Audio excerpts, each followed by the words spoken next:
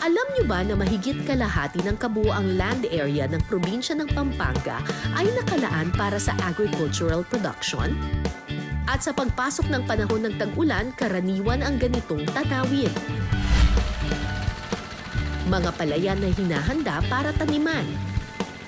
Pero kahit wala pang nakatanim, meron na raw pwedeng anihin. Sa sakahang gaya nito, meron daw kasing makukuhang insekto. Isa sa mga sikat na exotic food dito sa Pampanga ay ang tinatawag na kamaro.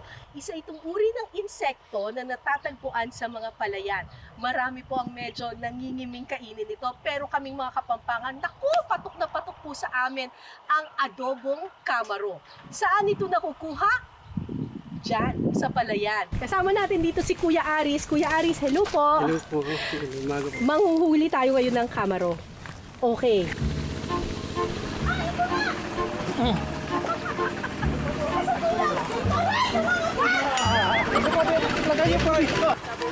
So, ang challenge dito ay kapag habang nagba-vibrate yung lupa, doon mo sila huhulihin.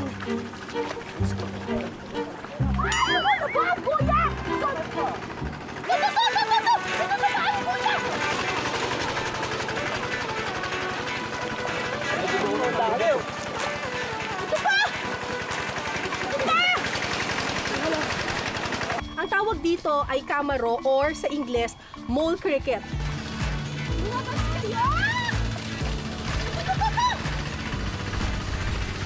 Pagkatapos niyo pong linisan, hugasan, pakukuluan niyo po siya sa suka at saka sa toyo. at saka sa toyo.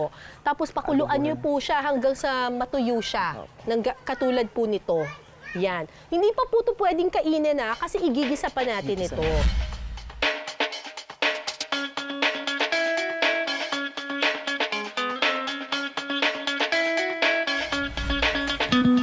Igigisa muna ang bawang, sibuyas at kamatis.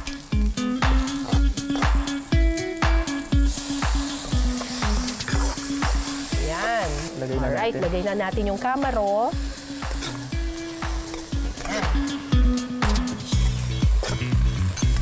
Tapos, Isang kutsarang toyo lang po para tumingkad yung kulay. kutsarang toyo. Actually, may toyo na to ng Opo. konti kasi napakuluan na natin. Tapos yung suka. Pero, ano lang, para lang mas maganda yung kulay niya. Opo. Tsaka may konting acidity pa rin.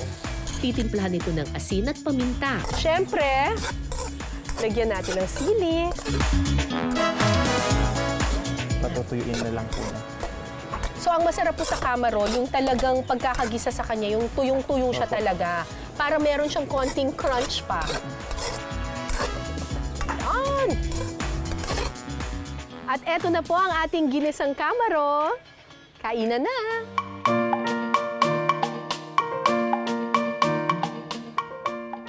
Sarap! Woo! Ang! Nalalasahan mo yung asim at saka yung alat ng kaunti. Love it. Sa mga nangingiming kumain nito kasi sabi, insekto, gumaganon. Pikit nyo na lang yung mata ninyo. Tapos imagine ninyo baboy, ganon. Pero ang sarap niya.